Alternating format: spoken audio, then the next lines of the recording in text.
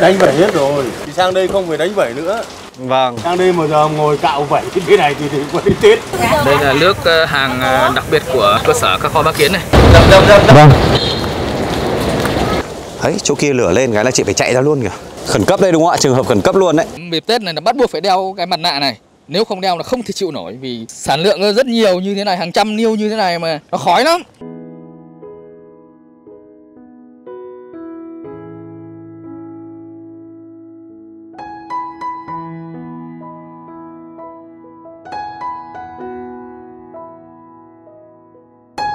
Đi một quãng nữa là có biển, cứ thế trên biển vào trong làng. Và đây trông có chuỗi ngựa cho tôi nha. Vâng. Giới thiệu với các bạn thì đây là nhà bà Kiến nhá. Cô ơi, nhà bà Kiến mình là cháu thấy là khác là chỗ này đầu bên này như là rào với cả tường cái thứ như bỏ đi đúng không cô? Bán tường rào đi mà để làm đường rộng ra. Thế cô bán cái này tí nữa cháu ra cháu mua sau nhá. Đây các cô là chỉ chuối ngựa với táo thôi đúng không ạ? Nhà bà Kiến đây. Nghe có vẻ là cũng đã có phần xuống cấp so với cách đây mấy năm cô nhỉ? Đây thì cái chuối này thì cô bán thế nào? 20.000 đấy ạ. Đây, cho cháu mua cho cô mỗi cô một nải nhá. Túi táo này thì cô bán thế nào? Vâng. Mua cho mỗi cô một nải. Không, táo thì cháu chỉ mua một túi thôi. Nào cô còn có nải chuối là không? À thôi được rồi, thế cô không có chuối thì cháu mua táo cho cô. Thế là đây là của cháu là tổng là 120 đúng không? Có cần về cơ đây sở nào? Làng Vũ Đại thì nổi tiếng cá kho các bạn ạ. Đấy, ngày trước đây thì khoảng 3-4 năm thì mình cũng đã quay một cơ sở cá kho đấy.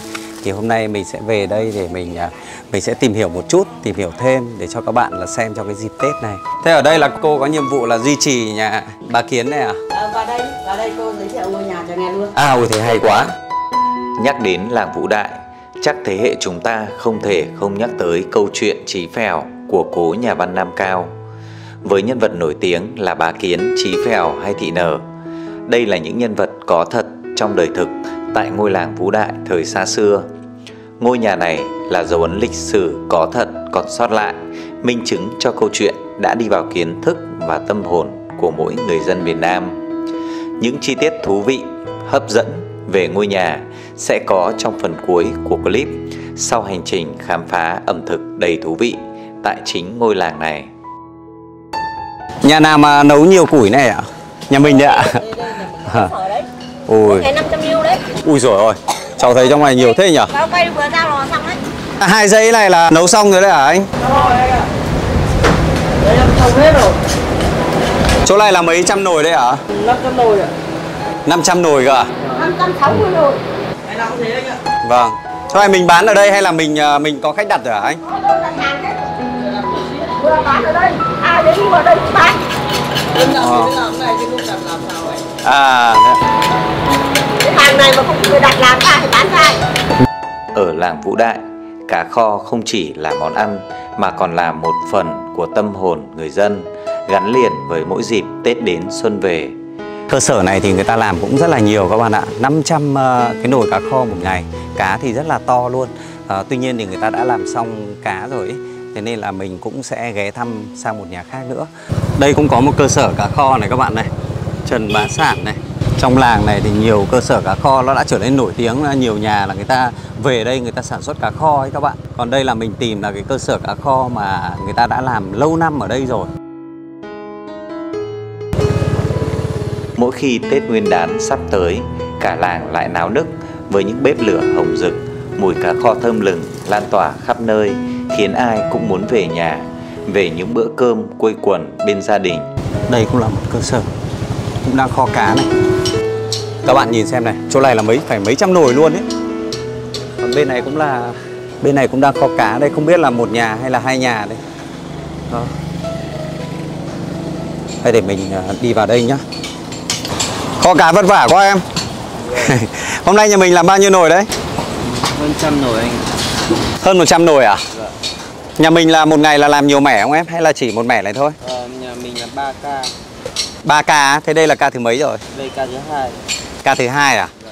Thế một ca nữa thì bao giờ làm? Tầm 8 giờ tối làm tiếp. À thế à? Em là chủ cơ sở đây à? Em không. Thế ai là chủ? Anh là kho cá Hồng Kiện. Anh nào anh mặc áo Anh ra mặt nạ đồng. à thế à? Ui rồi, Cái mặt nạ chống độc nhìn ác chứ. Hey, chào các cô nhá. Khói quá đeo mặt nạ anh. Bắt buộc phải đeo ấy. Vâng. Em ở bên kênh Hà Nội Food mà. Em đang đi tìm cơ sở cá kho để quay ấy. Cho phép em quay một vài cảnh đây nhá. Đấy, hôm nay là Đây là còn củ nhãn đấy hả anh? củ nhãn đấy. Cơ sở phải bổ sung ngay củ nhãn, bị thiếu. 60 tấn củi nhưng mà đến giờ là gần hết rồi. Xe này đúng 1 tấn. Ra một đợt Tết là dùng 60 xe này. 60 xe. Đây là một khúc củi nhãn to như thế này mà chúng tôi là mang nguyên cái cục như thế này để cho vào bếp lửa luôn này này. Củi đã được phơi khô hoàn toàn rồi. Củi phải còn chắc, chứ còn củi mục mà không được. Vì đều phải to cỡ ít nhất bằng cái bắp tay như này trở lên này. Nếu mà nhỏ hơn bắp tay là không được. Vì củi vì to thì nó mới đượm lửa. Miếng cá nó mới chín đều. Nhưng mà củi nhỏ quá bằng cỡ vài đầu ngón tay thì không bao giờ dùng được để kho món cá kho này được. Cái nhiệt lượng ấy nó không đạt. Những cái củi nó rất là to thì mới phải bổ đôi ra như thế này. Nhưng mà nó nhỏ hơn là không cần phải bổ.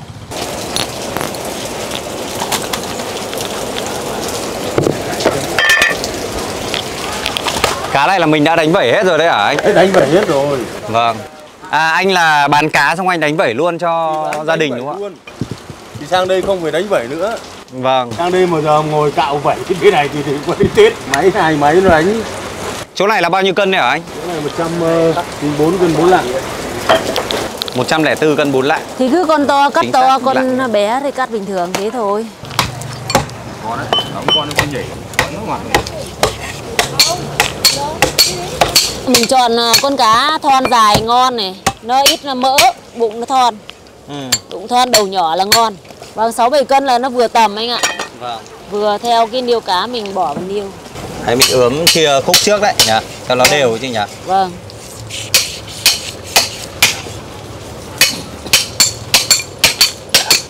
Mình đến hôm nay đúng cái lúc mà gia đình người ta làm cái mẻ cuối cùng ấy. Một ngày như người ta làm 3 mẻ. Đấy, mẻ này là cái mẻ nó sẽ làm vào buổi tối đấy các bạn. Nhìn con dao chỉ đập nhiều nó tòe hết cả cái sống lưng. Xương nó rắn. Kiểu... Mình không làm cái này đau tay. Vâng, đúng rồi. Ngày xưa là mình đánh bằng tay nhưng bây giờ hiện đại hóa thì nó có máy. À, cái máy cạo vẩy ấy gì? Có máy hết. Chứ bây giờ làm một ngày hàng tấn cá thế này làm sao mà ngồi mà cạo được. Nói chung là máy đánh vẩy này nó tiện hơn là rớt, nó còn hết cả rớt đi. Hết cả cái rớt cá, cá ngon. Vâng.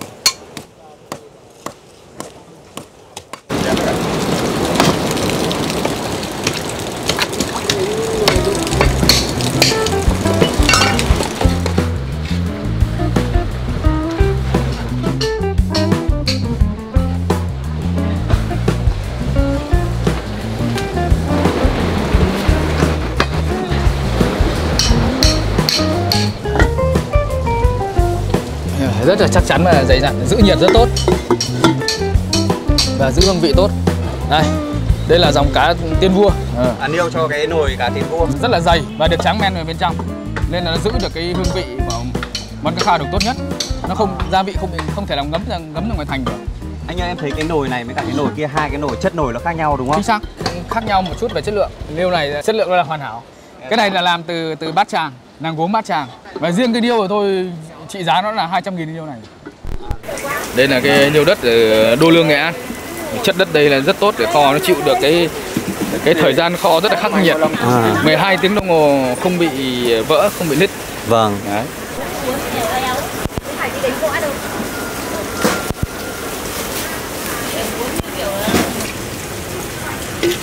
Đây, để cân ghi số vào để biết là cái nồi đấy là mấy cân đúng không chị? Đúng rồi, ghi trên niêu và ghi cả trên hộp luôn. Vâng. Tránh trường hợp nhầm lẫn.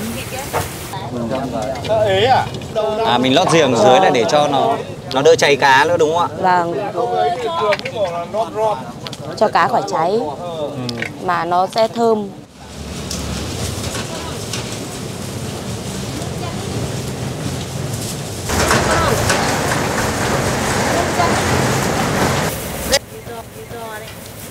Thường á, mọi người về tha hồ 3 cân đây hả anh? Số 3 này là 3. Thế là một mẻ này là toàn 3 cân. Đây toàn 3 cân.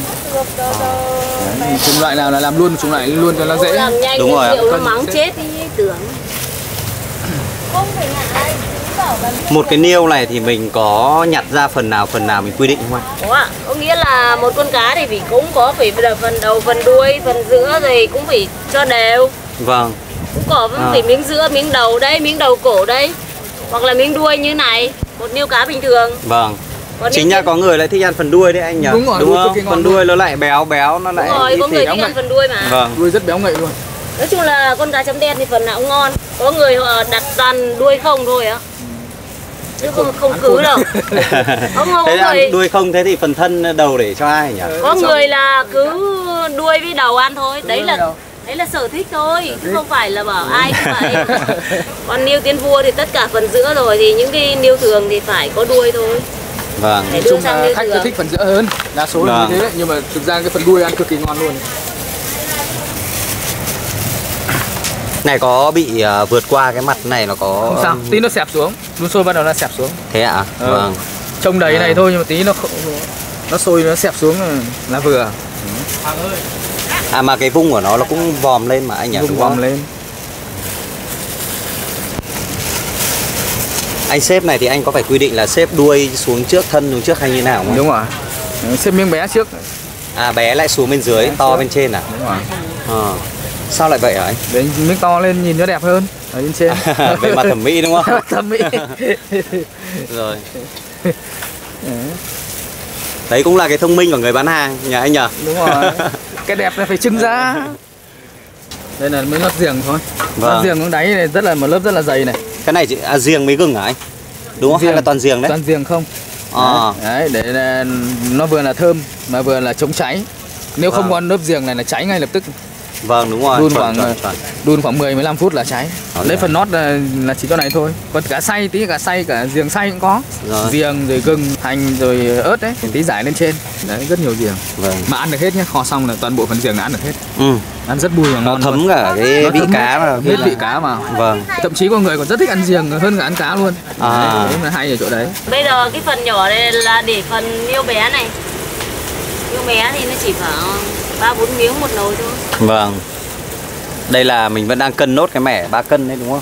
3 cân thì đợt này biếu nhiều hơn là Tết từ biếu nhiều to. Vâng.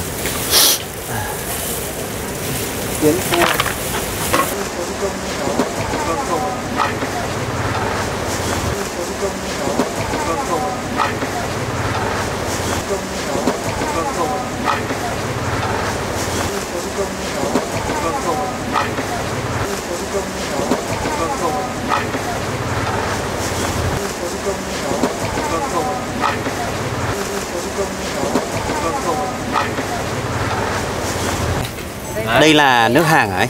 Đây là nước hàng ấy, nước hàng công thức riêng của gia đình đấy, của cơ sở đây. Cái này cho vào một tí để cho nó tạo màu anh nhỉ? Đúng rồi. Bắt đầu cho ít này thôi. Màu nó vẫn chưa đạt. Mình phải chia làm 2 lần thì nó mới đạt được cái màu.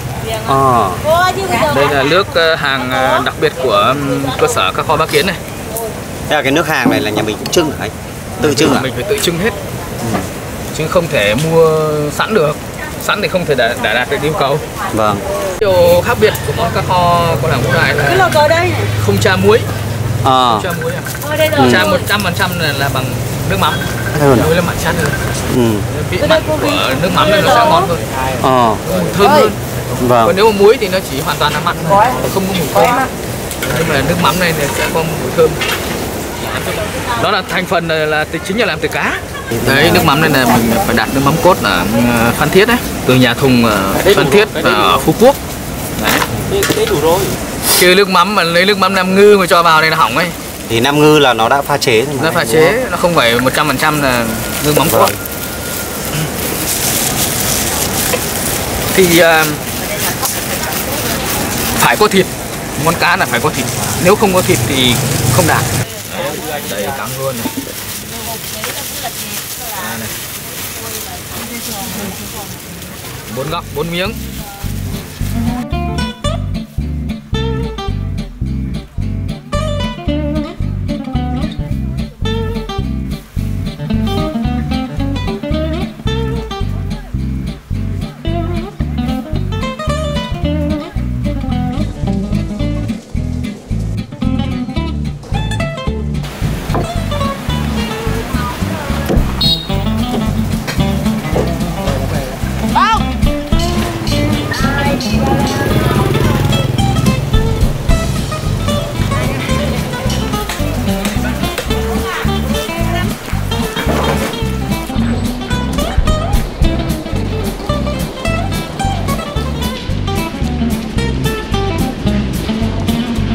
màn bên này là đã dỡ ra và cho lên cái niêu mới hết rồi, cho lên cái mẻ mới và bắt đầu là nó ở cái giai đoạn là nó sôi này các bạn này. Đấy, cái nồi bên này là sôi rồi này.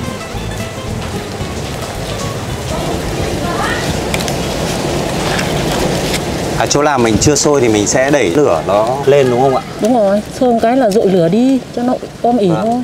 Ở đây là chị cầm một cái bình nước này để chị đổ vào những cái chỗ mà lửa nó lên. Những cái nồi này là mình sẽ phải loại bỏ lửa đấy đúng không ạ? Cái cá vẫn đang còn sống này các bạn này. Lúc này là mình sẽ mở vung, như mình đến thời điểm nào thì mình sẽ đóng vung hả chị? Cho riêng cái mặt là mới đậy vung. Từ giờ độ 1 giờ. À 1 giờ. 1 giờ đêm. Lúc này là lúc nhạy cảm nhất để nó quyết định cái nồi này anh. Đúng rồi, nó là lúc căng thẳng nhất, lúc vào cuộc đấy. Vâng. Mình đun bằng củi là em ra là lửa nó không đều anh nhỉ? Nên là mình phải chỉnh nhiều. Làm thủ công chứ nó không như là ở hệ công nghiệp nhỉ. Tức là đây toàn bộ làm bằng tay chân hết, thủ công. Nên đòi hỏi cái cầu kỳ của nó tỉ mỉ cao hơn chứ nó không như là hệ công nghiệp.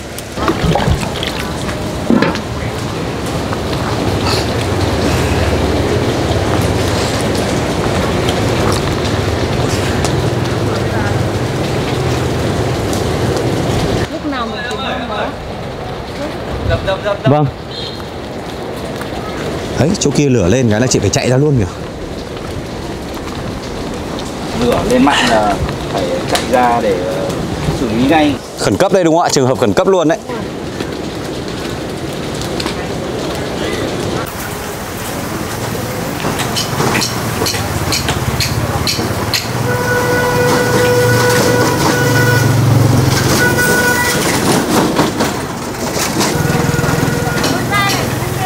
Mình đứng đây một lúc mà mồ hôi, mồ kê cũng như là cái nước mắt, nước mũi chảy ràn rụa luôn các bạn.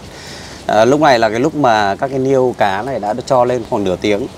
Có những cái niêu thì bắt đầu sôi và cũng có những cái niêu mà nó vẫn còn chưa sôi các bạn. Và bây giờ là nhiệm vụ các chị này liên tục rút củi, châm củi, đổ nước để làm sao cho cái lửa này nó dập đi, nó không được bùng lên ở những cái nồi mà nó đang sôi ấy. Đây là cái công đoạn mà nó rất là nhạy cảm. Mà các bạn để ý là các chị ở đây thì ai cũng có một cái mặt nạ phòng chống độc. Rồi đeo khẩu trang thì cũng rất là kín. Khói nhỉ? Em cay hết cả mắt rồi.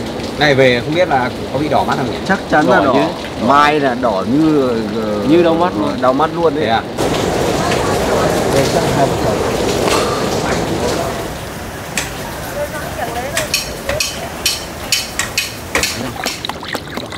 Nước cốt chanh nguyên chất, quả chanh tươi mình vắt ra, mình lấy thị cái nước đấy, mình lọc hết cái tép đi, lấy toàn bộ cái nước cốt này, mình dàn lên này thì nó lại từng đợt một. Tức là cái gì gia vị gì phải vào trước và gia vị về phải sau lần lượt, chứ không thể là chồng chéo là cái nọ trước cái kia sau, nó cũng không phù hợp. Như là nước cốt chanh này thì anh sẽ cho vào thời điểm nào trong lần thứ 3 của gia vị. Lần 1 là nước màu đấy, ngoài cái tạo màu ra nó còn tạo được cho một cái gia vị nữa. Lần 2 đấy thì bắt đầu là mình tra thêm một cái màu để làm cho cái niêu của nó đẹp được hơn. Cái lần thứ 3 mình bắt đầu với cái nước cốt chanh này. Cốt chanh này nó rất là quan trọng nhất ở trong cái niêu cá kho này. Bởi vì nếu không có cái nước cá chanh nó cũng không thơm, mà cũng không có độ chua ấy thì cái kết hợp của cái cá này nó cũng không ngon nữa. Vâng. Em sẽ chắc. Đấy, thế là anh lại đeo tiếp đồ nghề rồi. Đúng vậy. Cũng chỉ vào lát rồi ra, không thể suốt được.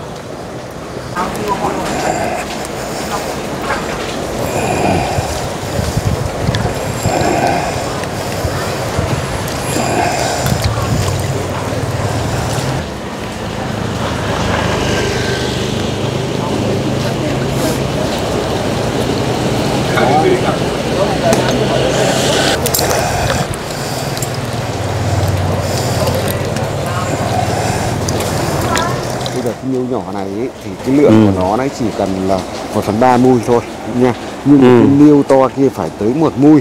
Tức là đây có những cái niêu chỉ có 1,5 cân này, có niêu 2 cân, có niêu 3 cân, niêu 4 cân gì đấy, đại xếp lung tung như thế.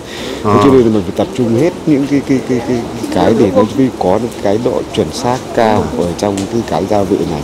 Nhiều không được, ít không được. Bây giờ bán cho chú niêu, bán cho bác niêu. Bây giờ bán cho chú được một cái niêu nó tử tế.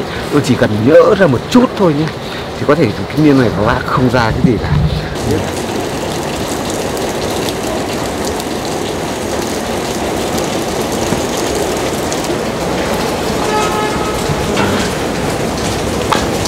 Cái này là mình xay riềng có cả ớt đúng không ạ? Có cả ớt.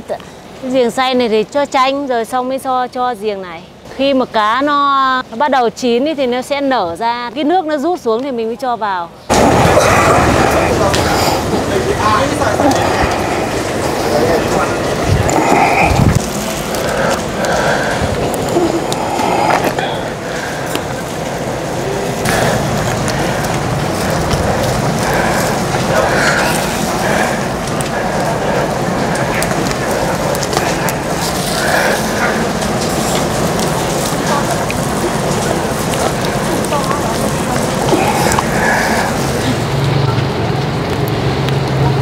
Được, trông như là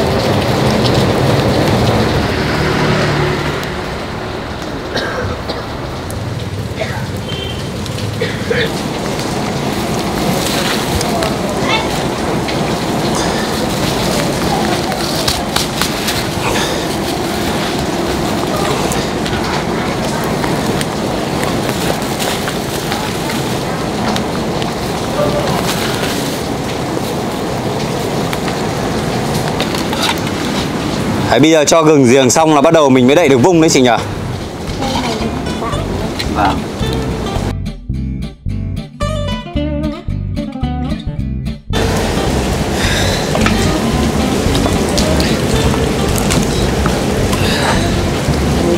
Nhưng mình dàn lại để cho lửa nó đều hả chị? Đấy, phải lật cái củi lên ấy.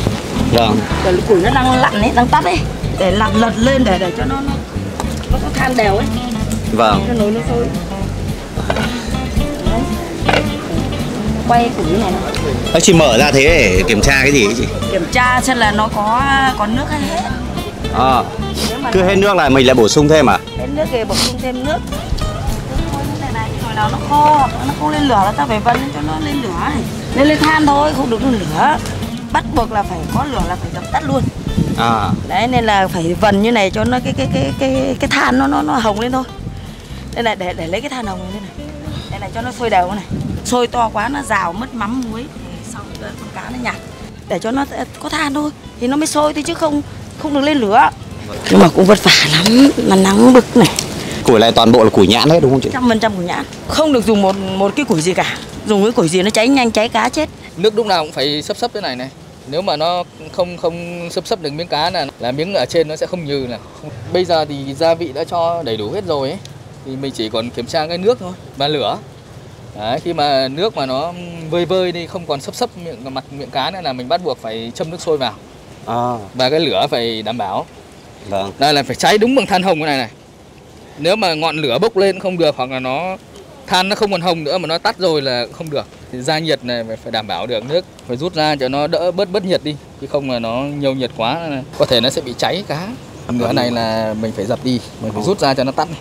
Mọi người thắc mắc là sao củi nó to như thế này, như cái bắp đùi này, chẻ quá nhỏ củi ra thành miếng nhỏ thì nó sẽ không giữ được nhiệt lâu đâu. Thì kho như thế thì lửa nó không được mà nó rất là vất vả. Thực sự đây là những người kho cá ở đây ta gọi là những chiến binh ấy, vì cực kỳ vất vả. Rất nhiều người muốn tham gia làm nhưng mà làm đúng được một buổi là chạy luôn, không chịu nổi. Như thế này là bắt đầu phải ra thêm nước rồi đấy. Đây là nước lọc hả em? Đây là nước sôi. Có vơi đi em lại đổ thêm à? Đúng rồi anh. Đổ đầy luôn hả? Đổ đầy nhiều. Đây từ lúc mà bác lên bếp em đổ bao nhiêu lần rồi? Em đổ 4-5 lần.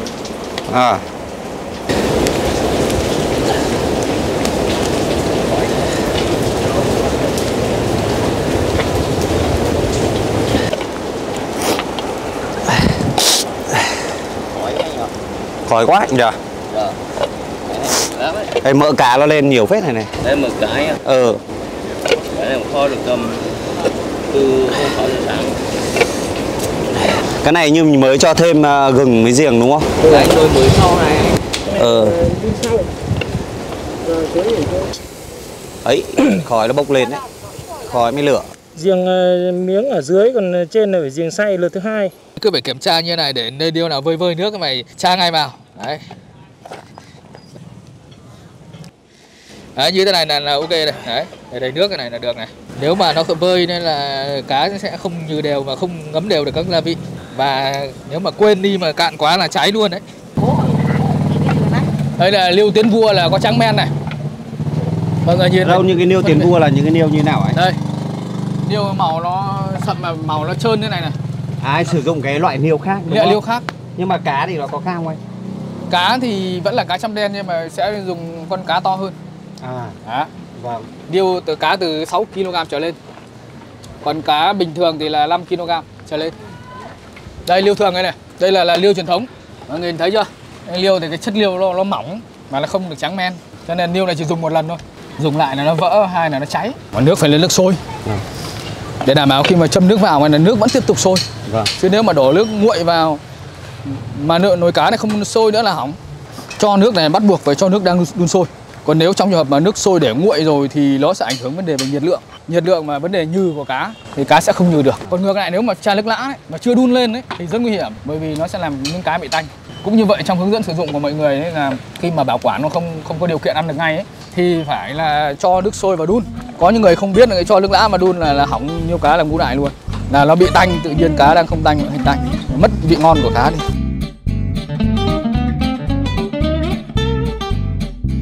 Bây giờ là mình dỡ rồi đấy hả anh? Vâng, mở vung ra cho nước nó cạn.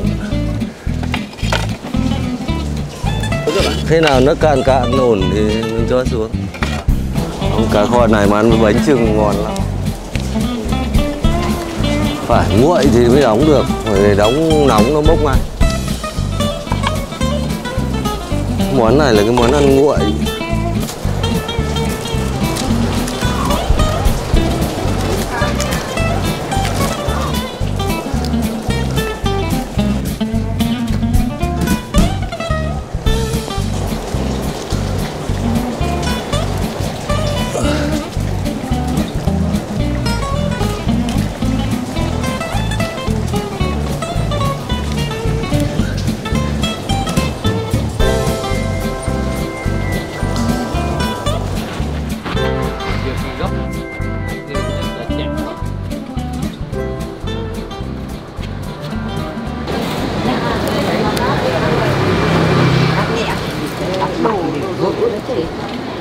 Còn công đoạn để nguội nữa, cái này nó cũng đang ấm nóng.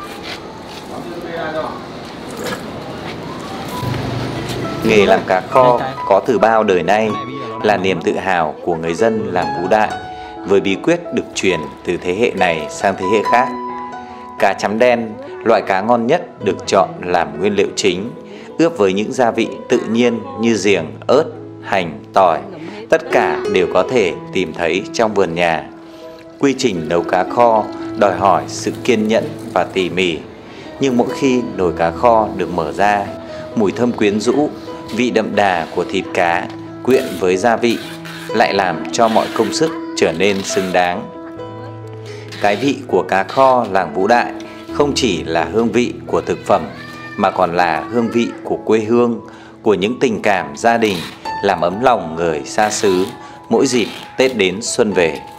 Ngôi nhà của cụ Bá Kiến trước đây là gồm có 3 dãy nhà. Vâng. Đây là dãy nhà chính, còn 2 dãy nhà ngang, hai bên cạnh quay vào nhau thì hình chữ Y. Vâng. Và trước là lối đi bên tay phải. Nhưng trong quá trình nhiều năm, 2 dãy nhà ngang xuống cấp, các bác gia chủ trước là bác tháo rỡ đi rồi, giờ chỉ còn ngôi nhà chính đi thôi. Thế hả? Nhưng ngôi nhà chính này là còn tương đối nguyên vẹn, chỉ có bác gia chủ trước thì bác cắt lại 2 cái sổ cho nó to ra và chát lại lớp áo ngoài thôi. Còn hiện nay ngói chưa phải đào lại lần nào. 119 năm nhưng chưa đào ngói luôn các bạn. Vâng. Còn những đời gia chủ ở ngôi nhà này từ trước đến nay là cụ Cựu Hanh, người khởi dựng ngôi nhà đầu tiên. Cụ là một người lái buôn giàu có nhất ở cái huyện Lý Nhân này. Sau đó là cụ cho con trai là ông Duy Sầm, và ông Duy Cát là con cụ Sầm. Nhưng đến đời ông Duy Cát thì thiếu nợ ông Duy Bính, cho nên là phải bán nhà đi trả nợ. Và ông Duy Bính nhà Văn đặt tên cho là Trần Bá Kiến luôn cho ạ. Ông hàng tư mới là ông Bá Kiến. Vâng. Cụ là nghị viên Bắc Kỳ, là tương đương với đại biểu quốc hội của mình bây giờ. Sau đó là cụ cho con trai là ông Duy Tạng là ông Lý Cường. Nhưng ông Lý Cường ở ngôi nhà này không được bao lâu thì ông lại phải bán ngôi nhà này đi. Bởi vì ông đam mê cờ bạc, ông đánh mỗi canh bạc mất một ngôi nhà này luôn. Lúc đó là ông bán được 450.000 đồng Đông Dương, tương đương với 20 cây vàng. Sau đó ông Hậu ông đi Việt Kiều về thì ông mua được ngôi nhà này. Nhưng ông Hậu qua đời thì không con cái, ông cho ông Hòa là cháu. Đến khi ông Hòa qua đời, vợ con mới tháo rỡ ngôi nhà ngang bên tay phải đi. Thì nhà nước biết tin được, năm 2007 nhà nước mua với giá là 700 triệu đồng. 700 triệu là cả vườn lần trước, vườn lần sau ra tặng bà. Vâng. Và trong câu chuyện này là hoàn toàn các nhân vật thì cũng đều có thật hết. Nhưng không ai biết là anh Chí Phèo sinh ra ở đâu. Ở làng cô là có một bà đi chợ, là bà nhặt được anh bên dạy đường mang về nuôi. Nuôi cho đến khi anh lên 18 tuổi, bà mẹ nuôi đó mất thì anh đi làm thuê cho nhà phụ Bá Kiến. Tên anh là Chí, nhưng mọi người cứ gọi anh là Chí Phèo, bởi vì anh thích uống rượu với cái phèo lợn. Còn thịt nở thì cũng có thật, nhưng không bao giờ có người phụ nữ mà sống với mức độ như vậy. Còn đoạn văn hư cấu 100% là đoạn văn Chí Phèo đâm chết cụ Bá Kiến. Cụ đi tản cư rồi cụ bị ốm, người nhà đưa cụ về tại ngôi nhà này, chết tại ngôi nhà này luôn. Và phần mộ của cụ nằm tại cánh đồng chùa Làng Trị, cách đây gần 2 cây số. Đây, cái nồi cá kho mình mở ra là mình đã thấy được cái mùi cá kho thơm nức rồi. Những người ta làm cá kho công nhận là người ta cũng rất là vất vả. Nồi thì cũng vẫn bẩn các bạn nhé, người ta chỉ lau chứ còn không rửa được. Chắc hẳn rửa thì người ta sợ nước nó vào đây nó vẫn còn bẩn này. Cái này nếu mà nó đầy đặn hơn ý, nếu như mà mình lấy nó nhiều hơn, mình thấy là quán người ta, cửa hàng người ta có nhiều cái loại kích cỡ khác nhau, 1,5 cân, 2 cân, 2,5 cân, 3 cân, 3,5 cân, loại nào cũng có ấy. Lúc mà nhìn vào này các bạn thấy là nó vẫn còn hơi ướt ướt đúng không? Có những nơi, những cái thương hiệu ấy người ta làm thì nó khô cong luôn, nó khô cong mà nhìn nó sẫm xì ấy. Của cái cơ sở này thì nó nhìn nó có phần nó trắng trắng hơn. Có lẽ là mình nghĩ là người ta sử dụng ít cái nước hàng hơn ấy. Một cái miếng cá này, miếng cá rất là to luôn. Miếng to thì người ta để bên trên, còn miếng nhỏ người ta để xuống dưới. Bây giờ mình mời các bạn nhé, mình sẽ thử ăn một miếng cá đây.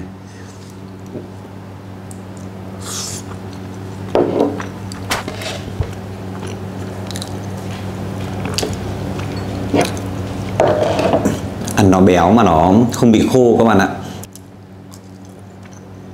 Đoạn này mình chưa ăn đến xương, chưa ăn đến cái phần xương nó mà chưa cảm nhận được ở xương. Đây, cái phần đầu này, cái phần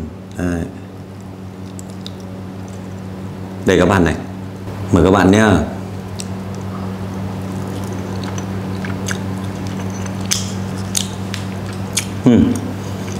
Ăn béo ngậy luôn các bạn ạ. Thịt cá ăn rất là mềm luôn, thơm, cũng đôi chút đậm đậm ấy. Thực ra đây là lần thứ 2 mình ăn cá ở cơ sở này rồi, lần thứ 2, lần thứ 3 rồi. Thì có lần mình ăn thì bên trong cái thịt này nó cũng hơi nhạt hơn đôi chút. Hôm nay mình ăn thì nó đậm đà hơn, cái hương vị đậm ấy nó thấm vào trong cái phần thịt cá này. Ngoài ra khi mà ăn ấy mình cảm nhận được cái độ béo và cái phần da cá này ăn kèm cảm thấy nó béo hơn. Thịt cá thì rất là thơm. Mình sẽ lấy thêm cả phần xương nhé. Đây là xương này này, mình sẽ ăn kèm với cả xương luôn. Mời các bạn. Ngon, mềm béo ngậy luôn. Đây các bạn này, đây là miếng gì các bạn biết không? Đây là miếng ba chỉ. Miếng ba chỉ này ăn thì cực kỳ ngon luôn các bạn. Nó đã ninh 12 tiếng rồi, hơn 10 tiếng rồi. Mời các bạn nhé.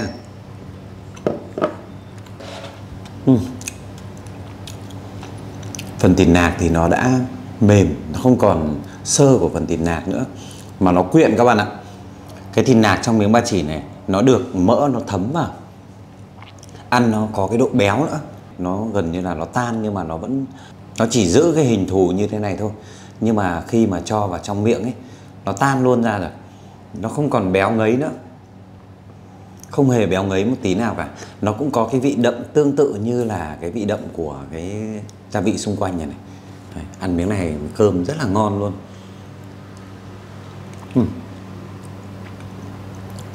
Cho cái phần mỡ này vào mồm ăn nó trơn, nó mướt mà nó tan luôn, không phải nhai, đậm đà.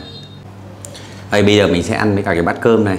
Đấy, cái miếng ba chỉ này thì thôi rồi luôn các bạn ạ.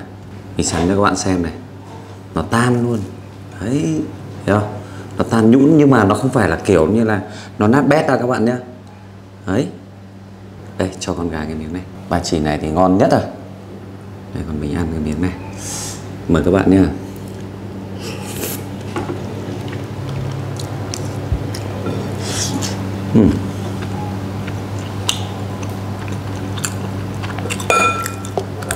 Ngon lắm. Đây, miếng này ăn đậm đà hơn này. Mời các bạn.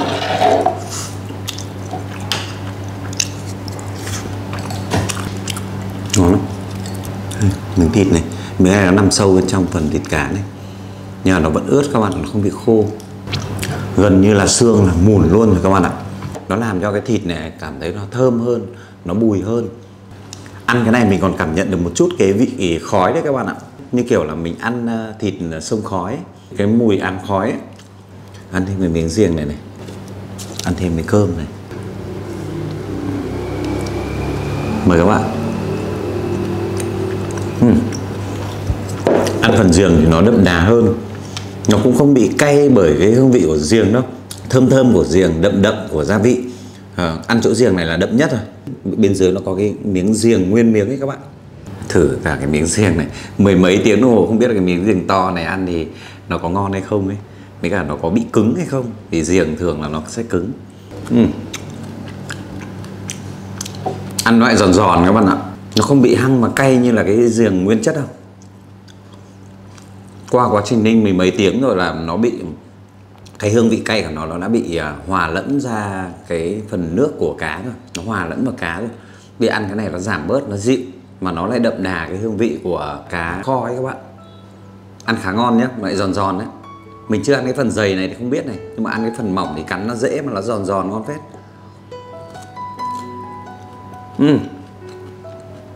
Ngon lắm.